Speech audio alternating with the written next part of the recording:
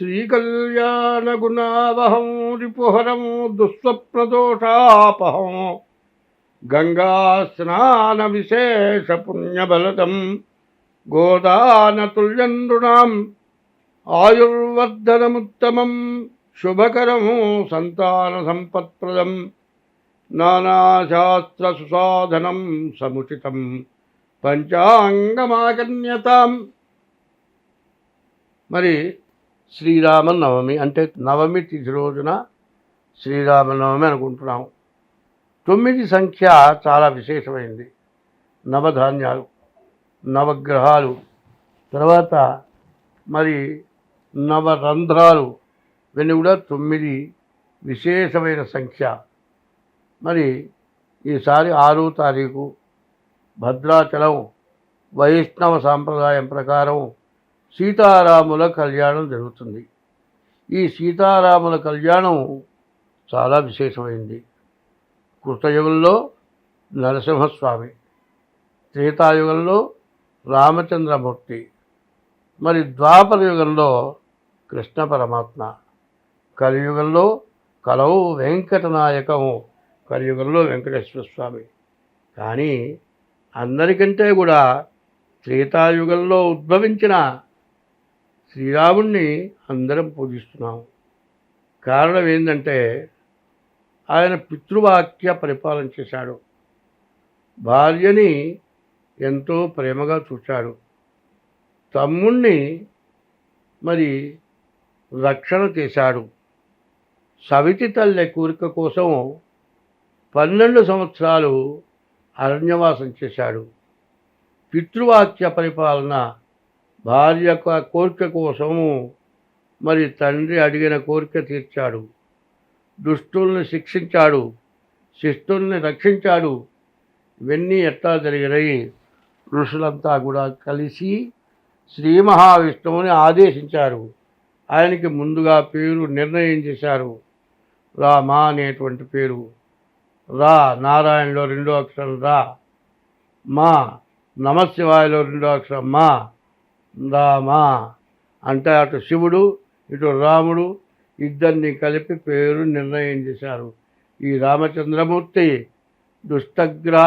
దుష్టుల్ని శిక్షించడం, శిష్టుల్ని రక్షించడం, సత్య ధర్మాల్ని కాపాడటం, చాలా విశేషమైనటువంటి పనులు చేయటమే కాక రామ అనేటువంటి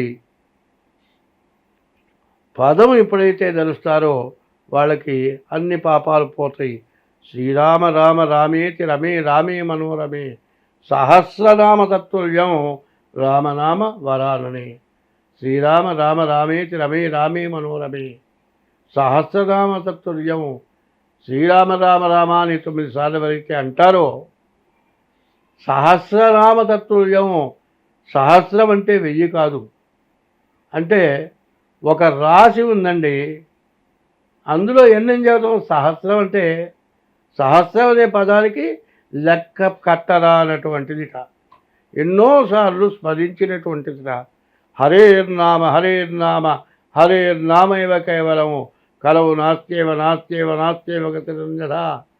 కలియుగంలో త్రేతాయుగంలో కాకుండా కృతయుగంలో ఎందరో తపస్సు చేశారు. ఎంత తపస్సు చేసినా మోక్షానికి పోలేకపోయినారట. అప్పుడు రామచంద్రమూర్తి త్రేతాయుగంలో తపస్సు చేసి మోక్షాన్ని పొందడానికి అవకాశం ఇచ్చారట. అక్కడ కూడా మోక్షాన్ని పొందలేనటువంటి వాళ్ళు రాముడు పుంసాం మోహన రూపాయ పుణ్యశ్లోకాయ మంగళం అని రాముడినట్ట తాకితే చాలు అని కోరుకున్నారట.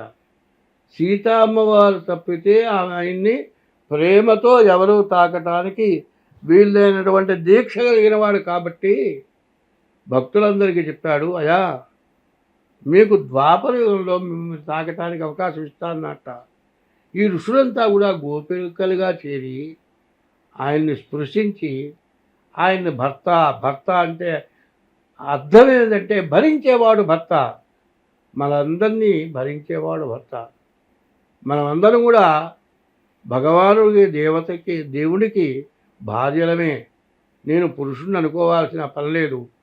16,000 మంది గోపికలంటే అది చాలామంది విమర్శించే వాళ్ళు ఉన్నారు. అట్లా కాదు, వీళ్ళంతా ఋషులంతా కూడా ఆ రూపంతో ఆయనతో ఆనందం పొందారు. ఇప్పుడున్న పరిస్థితి ఎట్లా ఉందంటే, ఒక ఆడ మనిషికి మొగ కలిసి వెళ్తుంటే అన్నా చెల్లెలైనా సరే చూడరా ఎట్లా తిరుగుతున్నారు అంటారు. కానీ అన్నా చెల్లెల్ని కూడా విమర్శించేటువంటి కలికాలం బయలుదేరింది. ఆ రోజుల్లో కృష్ణుడితో గోపికలు తిరిగారు అంటే మరి కామం కోసం మాత్రం తిరగలేదు, అది తెలుసుకోవాలి. మోక్షం కోసం ఉన్నారు.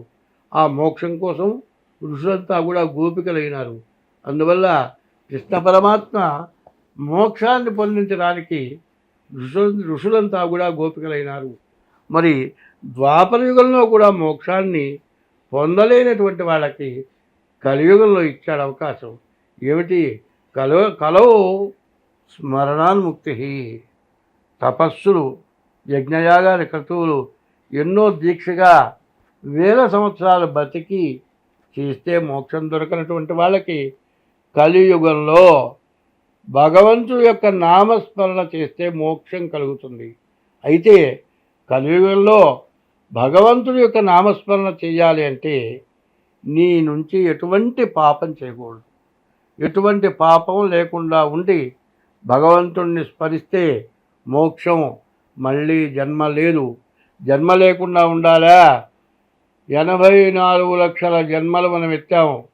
ఈ 84 లక్షల్లో ఆకాశంలో తిరిగే జీవరాశులు 21 లక్షలు, భూమి పైన ఉన్న జీవరాశులు 21 లక్షలు, భూమి లోపల తిరిగే జీవరాశులు 21 లక్షలు, సముద్రంలో తిరిగే జీవరాశులు 21 లక్షలు, 84 లక్షల జీవరాశుల యొక్క జన్మలు మనం ఎత్తాము.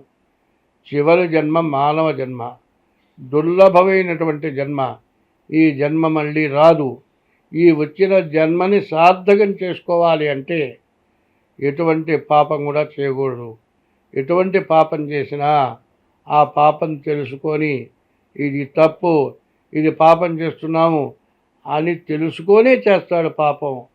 తెలుసుకున్న తర్వాత మరి పురాణాలు చెబుతూ ఉన్నాయి, దీనివల్ల నీవు నశించిపోతావని చెబుతూ ఉన్నటువంటి మాటలు తెలుసుకొని పాపాన్ని పోగొట్టుకొని పుణ్యమైన కార్యాలు చేస్తూ భగవంతుడిని స్మరిస్తూ భగవన్నామం చేస్తూ అందరితో కలిసి మెలిసి ఉంటూ తను తింటూ ఒకరికి పెట్టాలి. పెట్టడంలో అర్థం ఏమిటయా అంటే, ఇంట్లో 4 ఉన్నారండి, 4కి తగినంత వంట చేసుకున్నాం. ఇంకొక మనిషి వచ్చాడు, ఆ మనిషికి కడుపు నిండా పెట్టి మిగిలిన 4 పంచుకు తింటే అంతకంటే చాగలేదు. మరి 4 వస్తారంటే 25 మందికి వంట చేసి ఈ 4 పెట్టగా మిగిలింది తీసుకెళ్ళి మురుకాలలో బారేసి కుళ్ళబెడితే అది మహాపాపం. అట్లా కాకుండా ఆకలైన వాడికి అన్నం పెట్టాలి, మనం తగ్గించుకోలేనా వాళ్ళకి పెట్టాలి. అట్లా కాకుండా ఎవరైనా వస్తే ఇప్పుడు చూస్తూ ఉంటాం, వాళ్ళకి పెట్టాల్సి వస్తుంది, లోపల దాచుకుంటారు. కానీ ఇంకొక మనిషి ఎక్స్ట్రా వస్తే ఈ రోజుల పరిస్థితులు బట్టి ఆడవాళ్ళు మళ్ళీ మొదలెత్తుకొని వంట చేయలేని పరిస్థితి ఉన్నది. కాబట్టి ముందు వాళ్ళకి పెట్టి కుటుంబ సభ్యులు తలా కాస్త తగ్గించుకు తింటే ప్రాణం పోదు. అటువంటి త్యాగం కావాలి. ఆ త్యాగం ఎట్లా ఉండాలి అంటే అవసరానికి తగినటువంటి త్యాగం చేయాలి. ప్రమాద పరిస్థితుల్లో మరణించేటప్పుడు తలా ఒక చెయ్యి వేసి సెకండ్ల మీద మందు వాడితే బతికేటువంటి సమయంలో ప్రాణ రక్షణ చేయటం. దాహమై చచ్చిపోయేటప్పుడు మంచినీళ్ళు రావాలి. మరి ఆకలైనప్పుడు అన్నం కావాలి, మరి దాహం అయినప్పుడు మంచినీళ్ళు కావాలి. ఇటువంటివి ఎవరైతే చేస్తారో ఎండాకాలం చలివేంద్రలు పెడుతున్నారు. మరి ఈ కాలంలో సీతారామ కళ్యాణం చేసి వడపప్పు పానకం పెడుతున్నారు, వేడి తగ్గేటువంటి పనులు. ఇట్లా సీతా కళ్యాణం చేసుకొని ఆ అక్షతలు శిరస్సున వేసుకుంటే మనందరికీ మేలు జరుగుతుంది. మేలు జరగటమే కాదు, ఈ కలియుగంలో ఎవరైనా సరే తన ఇష్టదైవాన్ని ఎప్పుడూ పూజించాలి. ఇష్టదైవాల్లో మొట్టమొదటి దైవం నిన్ను 10 నెలలు గర్భవాసాన్ని మోసి కానీ పెంచిన తల్లి మొట్టమొదటి దైవం. 2 తల్లి పెంచడానికి తగిన అవకాశం ఇచ్చిన తండ్రి రెండవ దైవం. తర్వాత విద్య చెప్పిన దైవం మూడో దైవం. అసలైన దైవం ఎప్పుడు ప్రార్థించే దైవం నాలుగో దైవం. తల్లి తండ్రి గురువు దైవం. వీళ్ళని ఎప్పుడు కూడా మర్చిపోకుండా ఉండాలి. తర్వాత ఆడమనిషిని కొట్టడం తేలిక. ఆడమనిషిని కొడితే ఆడమనిషి మళ్ళీ తిరిగి కొట్టలేదు. మరి కొట్టలేని వాళ్ళని కొట్టడం వాళ్ళ పురుషత్వం కాదు. మరి ఎప్పుడు కూడా సమవిద్యుతో యుద్ధం చేయి, తప్పు లేదు. అది కూడా తప్పు ఉంటే చెయ్యి. మరి తక్కువ వాళ్ళని హీనంగా చూడొద్దు. అందరినీ సమానత్వంగా చూడటం, ఆకలైన వారికి అన్నం పెట్టడం, నీవు సద్గుణాలు కలిగి ప్రవర్తించడం, దైవాన్ని ఎప్పుడు పూజించడం, తల్లిదండ్రుల్ని అధమస్థంగా జీవించేట్టుగా చేయటం, మరి తల్లిదండ్రులను ఇంట్లో నుంచి వెళ్ళగొట్టడం, భార్యని హింసించడం, ఇటువంటి పాపపు పనులు చేయకుండా దైవాన్ని పూజిస్తే అప్పుడు నీకు మంచి ఫలితం వస్తుంది. కాబట్టి దీన్ని గుర్తించాల్సిన అవసరం ఎప్పుడూ కూడా ఉంది. ఈ 2027 లోపల 2/27 అంటే మరి 7/2 9, 27 అంటే 9 సంఖ్య వస్తుంది. ఈ 9 సంఖ్య నవగ్రహాలకి అన్నిటికీ కూడా ఉపయోగపడేది. కాబట్టి ఈ రోజులు అందరూ తప్పించుకొని ధర్మగుణం కలిగి ఉండాలి. ధర్మో రక్షతి రక్షితః. మరి ధర్మాన్ని నువ్వు రక్షిస్తే నిన్ను ధర్మం రక్షిస్తుంది. కాబట్టి ధర్మంతో ఉండాలి, ధర్మం కలిగి బతకాలి. ఎవరు కూడా భార్యాభర్తలు బండికి 2 చక్రాలు. మరి భరించేవాడు భర్త, భాగం పంచుకునేది భార్య. కానీ ఇద్దరు కలిసి ధర్మానికి 2 చక్రాలు భార్యాభర్తలు. భార్యాభర్తలు కలిసి ధర్మం కలిగి ఎవరైతే ప్రవర్తిస్తారో వాళ్ళకి మోక్షం కలుగుతుంది. సన్యాసికి ఎంత మోక్ష మార్గం ఉందో మరి భార్యాభర్తలకు కూడా అంత మోక్ష మార్గం ఉంది. కాబట్టి అందరూ కూడా ధర్మగుణం కలిగి ధర్మంతో ప్రవర్తించి అందరూ బాగుంటే అందరం సుఖంగా, ఎటువంటి అరిష్టాలు లేకుండా, ఎటువంటి అధిక వర్షాలు, మరి ఎన్నో అడవులు తగలబట్టడం, రకరకాలైన పొల్యూషన్ల వల్ల వ్యాధులు రావటం, ఇవన్నీ కూడా మనం చేసే తప్పుల వల్ల, అధర్మం వల్ల వస్తున్నాయి. కలియుగంలో ఉన్న మోక్షం ఇంకొకటి లేదని తెలుసుకొని జాగ్రత్తగా భగవంతుడిని స్మరణ చేయండి. మరి పెద్దలు చెప్పింది కానీ అది నా సొంతం కాదు. ధర్మో రక్షత రక్షిత. వీరు ధర్మంతో కలిగి బతకమని స్వస్తి.